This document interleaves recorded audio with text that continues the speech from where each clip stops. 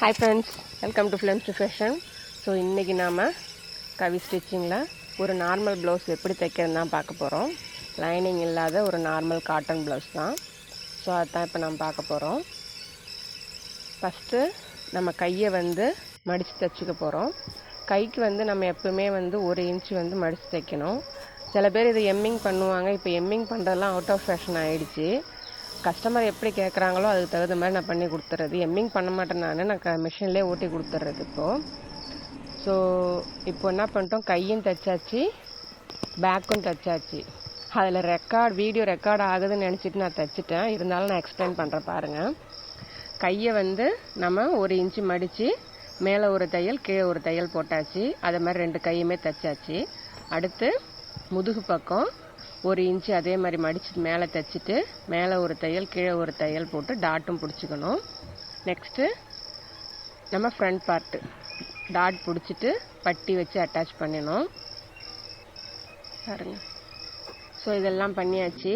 So இதெல்லாம் எப்படி பண்ணுறதுன்னு திரும்ப உங்களுக்கு வீடியோ வேணும் அப்படின்னாக்கா என்னோடய ஷார்ட்ஸில் நான் போட்டிருக்கேன். அதனோட ஷார்ட்ஸ் நான் டிஸ்கிரிப்ஷனில் தரேன் பாருங்கள். ஸோ இப்போ நம்ம என்ன பண்ண போகிறோம், ஷோல்டர் ஜாயின் பண்ண போகிறோம். ஸோ ரெக்கார்ட் ஆகுதுன்னு நினச்சிட்டு நான் தைச்சதுனால அது எல்லாமே எதுவுமே ரெக்கார்ட் ஆகலை. அதுக்கு பதில் வேறு ஒரு ப்ளவுஸ் நான் இது கூடவே இன்னொரு ப்ளவுஸ் ஒன்று தைச்சேன். அதை ஷார்ட்ஸ் போட்டிருக்கேன். அந்த ஷார்ட்ஸோடைய டிஸ்கிரிப்ஷன் தரேன் பாருங்கள். ஸோ ஷோல்டர் ஃபஸ்ட்டு ஜாயின் பண்ணிக்கிறோம்.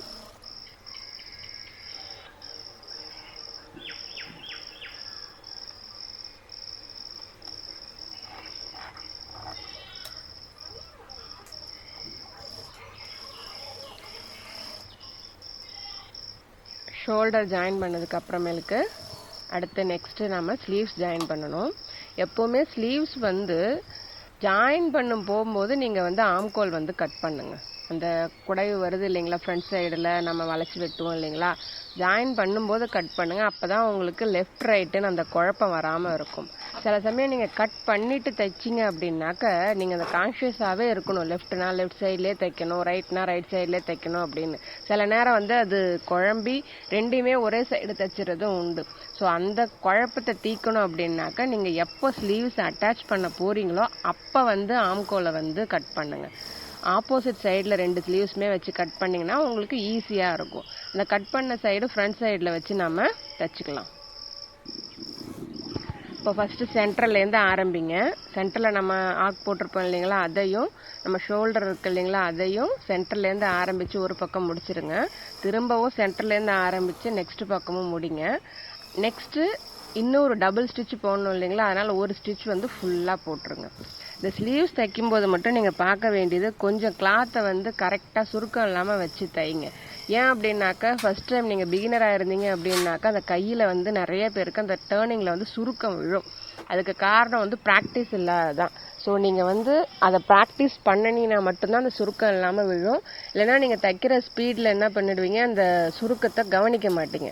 அந்த சுருக்கம் உங்களுக்கு இப்போ நீங்கள் தைக்கிற உள்பகுதியில் தெரியாது. தைச்சி முடிச்சுட்டு வெளியில் பார்த்தீங்க அப்படின்னாக்கா அவுட் சைடில் உங்களுக்கு அந்த சுருக்கம் நிற்கும். ஸோ அதுக்கப்புறம் திரும்ப பிரிக்கிற மாதிரி இருக்கும். அப்படி இல்லாமல் இருக்கணும் அப்படின்னாக்கா ஃபஸ்ட்டு நீங்கள் போடுற சென்டர்லேருந்து ஆரம்பிக்கிற தையலை கவனமாக போடுங்க, மெதுவாகவே போடுங்க, கொஞ்சம் துணியை இழுத்து விட்டு போடுங்க. சென்டர்லேருந்து ஆரம்பித்து ஃப்ரண்ட்டில் ஒரு தையல், பேக்கில் ஒரு தையல் போட்டுட்டு லாஸ்ட்டாக 2த்துக்கும் சேர்த்து ஒரே சேஃப்டி ஸ்டிச்சஸ் போட்டுருங்க. அதுதாங்க ஸ்லீவ்ஸ் உங்களுக்கு ஈஸியாக வந்துடும். ஸோ இப்போ நான் 2 பக்கமும் ஸ்லீவ்ஸ் நான் தைச்சிட்டேன் பாருங்கள். நெக்ஸ்ட்டு ஸ்லீவ்ஸ் அவங்க கொடுத்துருக்க ப்ளவுஸுடைய கை சுற்றளவு எவ்வளோன்னு பார்த்துட்டு அதை அந்த இடத்துலேருந்து நாம் தைக்கலாம். அளவு ப்ளவுஸ் நம்மகிட்ட இருக்குது இல்லைங்களா, அதில் கை சுற்றளவு எவ்வளோ இருக்குன்னு பார்த்துட்டு அதுலேருந்து தைக்கலாம். இப்போ இப்படி நீங்கள் தைக்கும்போது ஸ்லீவ்ஸோட ஆம்கோலும் பாடியோட ஆம்கோலும் உங்களுக்கு கரெக்டான பாயிண்டில் செட் ஆகணும். அந்த மாதிரி செட் ஆச்சு அப்படின்னா நீங்கள் கரெக்டாக தைச்சிருக்கீங்கன்னு அர்த்தம். ஸோ இடுப்பு சுற்றளவு எவ்வளோன்றதையும் நாம் குறிச்சிக்கலாம். முதுகு நடுப்பகுதியிலேருந்து இடுப்பு சுற்றளவு முன்பக்கமும் பின்பக்கமும் குறிச்சிக்கலாம். குறிச்சிக்கிட்டோம் அப்படின்னாக்கா நீங்கள் தச்சு முடிச்சதுக்கு அப்புறமேலுக்கு இடுப்பு சுற்றளவு லூஸ் வராது. ஸோ எப்பயுமே இந்த அளவை குறிச்சிக்கிட்டு அப்புறமா இடுப்பு சுற்றளவு நீங்கள் தைங்க. ஸோ இது ஃபினிஷ் பண்ணும்போது 3 தையல் போட்டுருங்க. சப்போஸ் டைட்டாக இருந்தாலும் லூஸாக இருந்தாலும் கால் இன்ச்சு சைடில் கேப்பில் வந்து நீங்கள் 3 தையல் போட்டுருங்க. ஓவர்லாக் மிஷின் வந்து ரொம்ப எக்ஸ்பென்சிவ். ஸோ அதை டெய்லராக வச்சுருக்கவங்க, ஷாப் வச்சுருக்கவங்க வந்து வச்சுருப்பாங்க, போட்டு தருவாங்க. அப்படி ஓவர்லாக் போடுற மிஷின் இல்லாமல் நம்ம வீட்டில் தைக்கிறோம் இல்லைங்களா, அவங்களுக்கு இப்போ நான் சொல்கிற இந்த டிப்ஸ் வந்து யூஸ்ஃபுல்லாக இருக்கும். இப்போ நம்ம சைடு ஜாயின் பண்ணிட்டோம். ஸோ இப்போ ஈவனாக அதை வெட்டியும் விட்டுடலாம். ஸ்லீவையும் பாடியும் வெட்டி விட்டுட்டு உள் பக்கமாக மடித்து தைச்சிங்க அப்படின்னாக்கா அந்த பிசிறு எதுவுமே உங்களுக்கு வெளியில் தெரியாது. பாருங்கள், இன்விசிபிளாக போயிடும். உங்களுக்கு ஓவர்லாக் போட வேண்டிய அவசியமும் இருக்காது. பாருங்கள், அதே மாதிரி இன்னொரு பக்கமும் நாம் தைச்சிடலாம். ஸ்லீவ்ஸ் ஃபஸ்ட்டு கையோடைய சுற்றளவு எவ்வளோன்னு பார்த்துக்கோங்க. ஏற்கனவே தைச்ச ப்ளவுஸ் வச்சு பார்த்துக்கோங்க. இன்னொரு பக்கம் நம்ம தைச்சிட்டோம் இல்லைங்களா, அதை பார்த்துக்கோங்க. அதுலேருந்து தைச்சிக்கிட்டே வாங்க. திரும்ப அதே மாதிரி இந்த சைடும் இடுப்பு சுற்றளவு எவ்வளோன்னு கரெக்டாக குறிச்சிக்கிட்டு அதுக்கப்புறமேலுக்கு கீழ் வரைக்கும் தையல் போடுங்க. இடுப்பு சுற்றளவையும் இதையும் குறிச்சிக்கிட்டீங்க அப்படின்னாக்கா உங்களுக்கு தைச்சி முடிச்சதுக்கு அப்புறமேலுக்கு பாடி லூஸாக இருக்குது அப்படின்னு சொல்லிட்டு திரும்ப தையல் போட வேண்டிய அவசியம் இருக்காது. இப்போ நான் எல்லாத்தையுமே குறிச்சிட்டேன். இப்போ நான் 3 தையல் அது மேலே போட போகிறேன். இந்த 3 தையலுமே போட்டுறதுக்கு அப்புறமேலுக்கு திரும்ப ஓரத்தில் நாம் நறுக்கிக்கலாம். 3 தையல் தான் போடணுமா அப்படின்னு கிடையாது, உங்கள் விருப்பம்தான். பட் 3 தையல் போடுறது நார்மலாக எல்லாருமே யூஸ் பண்ணுறது. இப்போ கார்னரை என்ன பண்ணுறோம், நாம் ஈவனாக வெட்டி விட்டுட்டு அதை ரெண்டையுமே உள்பக்கமாக மடித்து வச்சு தைக்கும்போது உங்களுக்கு பிசிறே வெளியில் தெரியாது. ஓவர்லாக் போட வேண்டிய அவசியமும் அங்கே இருக்காது. ஸோ உங்களுக்கு இன்விசிபிளாக போயிடும், உங்களுக்கு பிசிறு எதுவுமே வெளியில் வராது. ஸோ இப்போ நம்ம ஃபுல்லாக பாடி பார்ட் ஃபுல்லாக முடிச்சிட்டோங்க. இப்போ நெக்கு தான் தைக்க போகிறோம் நெக்ஸ்ட்டு. அதுக்கு நம்ம கிராஸ் பீஸ் எடுத்துக்கலாம். நான் அந்த கிளாத்துலேயே மீந்ததுனால அதில் நான் கிராஸ் பீஸ் வெட்டி எடுத்துக்கிறேன். ஒரு 1.5 இன்ச்சு அளவுக்கு கிராஸ் பீஸ் வெட்டி எடுத்துக்கோங்க. 1.5 இன்ச்சே போதும், அதுக்கு மேலாம் நீங்கள் வந்து எடுக்கணும்னு அவசியம் கிடையாது. இந்த நெக்கு தைக்கிறதுமே நிறைய பேர் நிறைய விதமாக தைப்பாங்க. நான் எப்படி தைக்கிறேன், எனக்கு எப்படி கம்ஃபர்டபுளாக இருக்குன்றதை மட்டும் நான் காட்டுறேன் பாருங்கள்.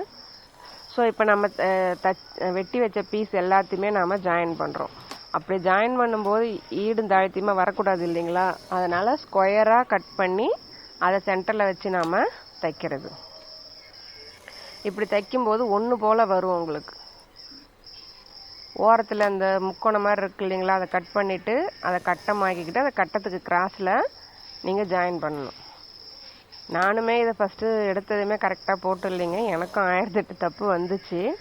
ஸோ இப்போ நான் நறுக்கிட்டு காட்டுறேன் பாருங்கள்.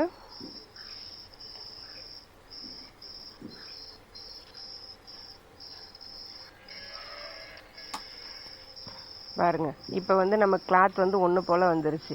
இதே மாதிரி கிளாத் வெட்டுறதுக்கு இப்போ நிறைய ஐடியா டெக்னிக்ஸுமே நிறைய நமக்கு ஆன்லைனில் தெரியுது. பட் நான் யூஸ் பண்ணுறது இதுதான். இப்போ ஒரு பக்கமாக நாம் 1/2 இன்ச்சுக்கு மடித்து தைச்சிப்போம். இதை இன்னும் மெத்தடில் பண்ணுவாங்க, பட் எல்லாத்தையும் போட்டு குழப்பிக்க தேவையில்ல. நான் என்ன தைக்கிறேன்றதை மட்டும் பாருங்கள். இது யூஸ்ஃபுல்லாக இருந்ததுன்னா இதையே நீங்கள் யூஸ் பண்ணுங்கள். இல்லை உங்களுக்கு எது வேறு ஏதாவது யூஸ்ஃபுல் டெக்னிக் தெரியும் அப்படின்னாலும் அதையும் யூஸ் பண்ணுங்கள். இப்போ நம்ம இதை என்ன பண்ண போகிறோம், மேல் பக்கமாக வச்சு தைக்க போகிறோம். நம்ம பட்டன் பட்டி கொடுத்துருக்கோம் இல்லைங்களா, அதுலேருந்து மேல் பக்கமாக வச்சு தைக்க போகிறோம். சுடிதாருக்கு ப்ளவுஸுக்கு ரைட் சைடில் அந்த நம்ம கழுத்துக்கு நம்ம எவ்வளோ இடம் விட்டுருப்போம், 1/4 இன்ச்சு இடம் விட்டுருப்போம் இல்லைங்களா, அதே போல் போட்டு தைச்சிட்டு வர போகிறோம். யூ ஷேப் அப்படின்றதுனால கொஞ்சம் பொறுமையாகவே நிறுத்தி வளைங்க. அப்போ தான் உங்களுக்கு அந்த ஷேப் வந்து உங்களுக்கு பர்ஃபெக்டாக உங்களுக்கு கிடைக்கும்.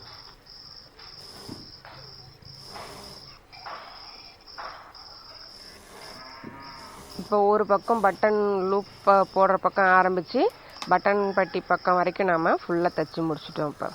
இப்போ நெக்ஸ்ட்டு அதை உள் பக்கமாக திருப்பி நம்ம வச்ச பீஸ் மேலே தையல் போட போகிறோம். இந்த தையல் எதுக்கு அப்படின்னாக்கா உங்களுக்கு ஷேப் வந்து கொஞ்சம் கூட தப்பாக போகாது, அழகாக இருக்கும். உங்களுக்கு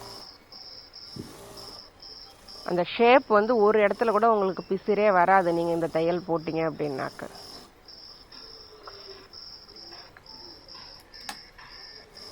நான் எம்மிங் பண்ணுறதை நிறுத்தி ரொம்ப நாள் ஆச்சு. நான் கஸ்டமர்கிட்ட கேட்டுக்கிறது, நான் எம்மிங் பண்ண மாட்டேன் அப்படின்னு சொன்னால், சரி நீங்கள் மிஷின் தையலே போட்டுருங்க அப்படின்னு. இப்போ மிஷின் தையலே நமக்கு அவ்வளோ ஈஸியாக வருது.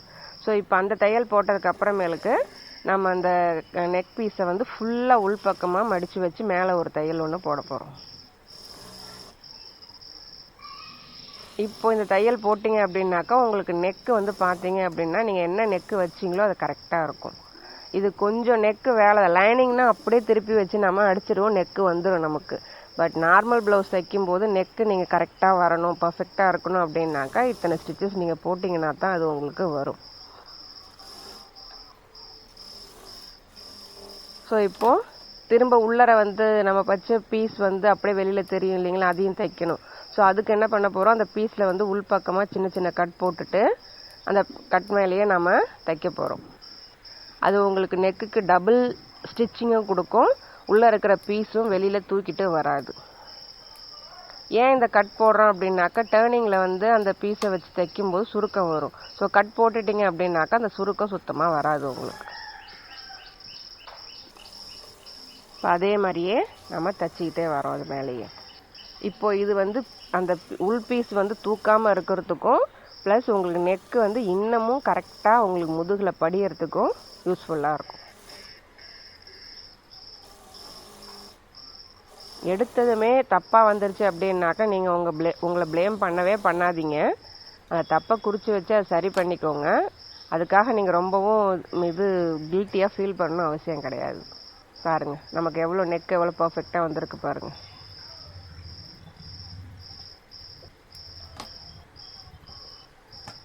இப்போ நமக்கு நெக்கு முடிஞ்சிருச்சு. இப்போ நம்ம நெக்ஸ்ட்டு இவங்க கொடுத்த கஸ்டமர் வந்து பட்டன் தான் கட்ட சொல்லியிருந்தாங்க.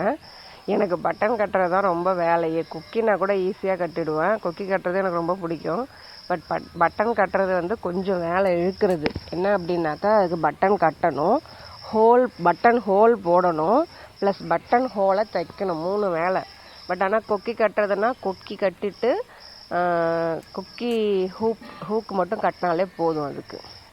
ஸோ பட் சில பேர் வந்து பட்டனும் கேட்குறதுனால தான் நான் இவங்களுக்கு வந்து பட்டன் கட்டி கொடுத்தது.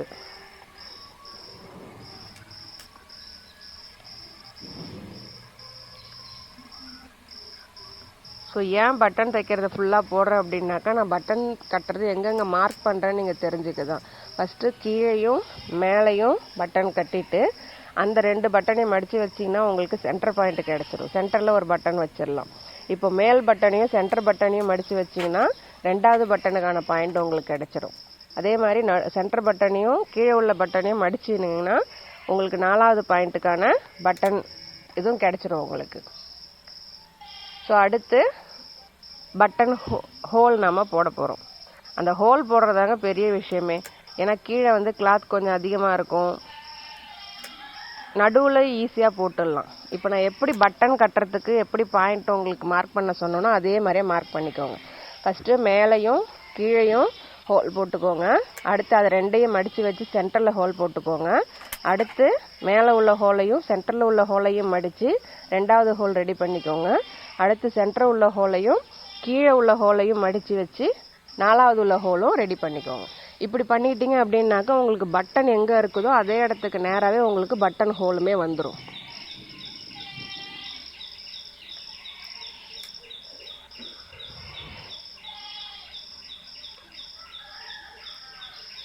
அந்த பட்டன் ஹோல் நம்ம போட்டதுக்கு அப்புறமேலுக்கு அந்த ஹோல் வந்து பிரியாமல் இருக்கணும் இல்லையா, பட்டன் வந்து ஸ்டிஃபாக நிற்கணும் இல்லையா, அதை சுற்றிலுமே வந்து நாம் ஸ்டிச்சஸ் போடணும். அது நீங்கள் எந்த ஸ்டிச்சஸ் வேணாலும் போடலாம்.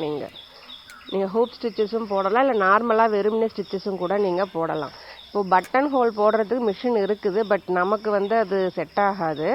நம்ம வந்து ஒரு டெய்லரிங் ஷாப் பெருசாக வச்சிடல, வீட்டில் தைச்சி கொடுக்குறீங்க அப்படின்னாக்கா இதை நீங்கள் யூஸ் பண்ணிக்கோங்க. ஸோ எல்லா பட்டன் ஹோலுக்குமே அந்த பட்டன் ஹோலில் வந்து போய் பட்டன் உட்காரத்துக்காக அந்த ஸ்டிச்சஸ் வந்து நாம் போட்டு முடிக்கணும் அதை நம்ம. ஸோ இப்போ நான் 5 பட்டனுமே கட்டிட்டேன், 5 பட்டன் ஹோலுமே போட்டுட்டேன்.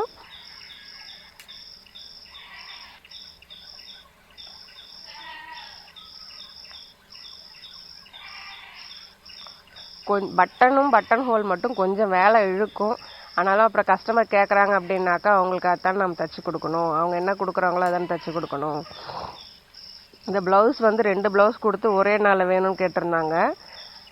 சனிக்கிழமை அன்னைக்கே நான் ஃபுல்லாகவுமே தைச்சிட்டேன். நான் இந்த 2 ப்ளவுஸுமே நான் தைச்சிட்டேன் நான் அது. ஸோ ஸோ இப்போ நம்ம பட்டன் ஹோலில் வந்து ஸ்டிச்சஸ் போட்டாச்சு. ஸ்டிச்சஸ் போட்டு எல்லாமே சேஃப்டி பண்ணியாச்சு. இதுக்கப்புறம் நான் என்ன பண்ணுவேன், எப்பயுமே பட்டனையும் பட்டன் ஹோலையும் போட்டு தான் நான் அவங்களுக்கு கொடுப்பேன். ஏன் அப்படின்னாக்கா திரும்ப வந்து அவங்க பட்டன் போட முடியல, பட்டன் ஹோல் போட முடியல அப்படின்னு சொல்லிட்டு திரும்ப வரக்கூடாது இல்லைங்களா. அதனால் நான் பட்டனையும் பட்டன் ஹோலையும் போட்டு நடுவில் ஏதாச்சும் பட்டன் போட முடியாமல் இருக்குதா அப்படின்னு செக் பண்ணிட்டு தான் அவங்களுக்கு பட்டன் போட்டு தான் நான் கொடுப்பேன். அது என் பழக்கம். அது பட்டன் ஆகட்டும் கொக்கி ஆகட்டும் ரெண்டையுமே அதே மாதிரி நான் போட்டு தான் கொடுக்கறது. இப்போ பாருங்கள், இப்போ மேல் பட்டன் போடும்போது உள்ளே வந்து ஒரு தையல் வந்து உள்ளே நின்று, ஸோ அதை கட் பண்ணி அதை கரெக்ட் பண்ணியாச்சு. அவ்வளோதாங்க, நமக்கு தேவையான நார்மல் ப்ளவுஸ் ரெடி ஆயிடுச்சு. நீங்களும் வீட்டில் தைச்சு பாருங்கள். என்னுடைய மெத்தட் எப்படி இருந்து எனக்கு சொல்லுங்கள். தேங்க்ஸ் ஃபார் வாட்சிங்.